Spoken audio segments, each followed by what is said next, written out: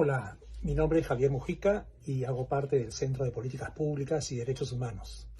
Quiero hablar ahora del tema del financiamiento del combate a la epidemia de coronavirus que estamos encarando en los países de la región y en el Perú en particular. Un ministro de Economía peruano hace algunos años dijo una frase que se hizo muy popular, que es que no hay lonche gratis. Esta crisis se tiene que combatir con recursos y medios que le van a costar a alguien. Y en el caso de un país, esto puede provenir de tres fuentes: de sus reservas internacionales, de sus operaciones de endeudamiento externo o de los impuestos que logre recaudar para financiar las medidas que adopte para combatir la crisis. En cuanto a las reservas internacionales del Perú, estas ascienden actualmente a 61.000 millones de dólares. Eso es más o menos el 27% de su Producto Bruto Interno y representa en la moneda nacional más o menos unos 201.000 millones de soles. En materia de deuda externa, el Perú tiene una deuda externa baja, comparativamente hablando, en América Latina, que asciende a 6.000 millones de dólares. Esta deuda ha sido incrementada esta misma semana en 3.000 millones de dólares a través de la colocación de bonos soberanos del Tesoro Público en el mercado internacional. Y en materia de impuestos, el Perú tiene uno de los sistemas de más baja recaudación a nivel internacional. De hecho, Perú es uno de los 10 países con menor presión tributaria del mundo. Su presión tributaria asciende al 14% cuando el promedio regional es del 22%. Es además un sistema fiscal regresivo.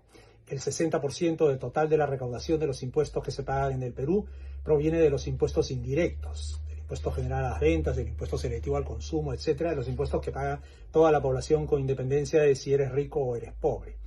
Y el 60% del 40% restante lo aportan los tributos que pagan los trabajadores en situación de dependencia o los trabajadores autónomos o independientes, lo que en Perú se llaman las rentas de cuarta y quinta categoría.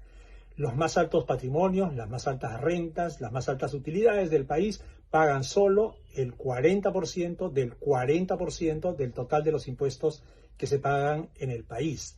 Y eso en un contexto en el que en nuestro país 17 familias o grupos económicos poseen una riqueza acumulada de más de 27.000 millones de dólares. Esos son más o menos 90.000 millones de soles. Existen en el Perú además más de 24.000 personas que tienen en sus cuentas bancarias más de $1 millón. Esto nos dice que el financiamiento del combate a la pandemia del coronavirus en el Perú podría repartirse más equitativamente. En este momento, el gobierno ha asignado un gasto total de alrededor de 90.000 millones de soles, de los cuales 60.000 o un poco más, 61.800 millones de esa cantidad se van a ir en favor de las empresas. Una parte de ello, 30.000 millones, se va a canalizar a través de los bancos, pero el resto se va a ir a través de otra clase de subsidios directos. Mientras tanto, los trabajadores del sector formal de la economía están financiando su sobrevivencia, haciendo uso de sus recursos de cesantía o de sus ahorros en sus cuentas, en sus administradoras privadas de fondos de pensiones.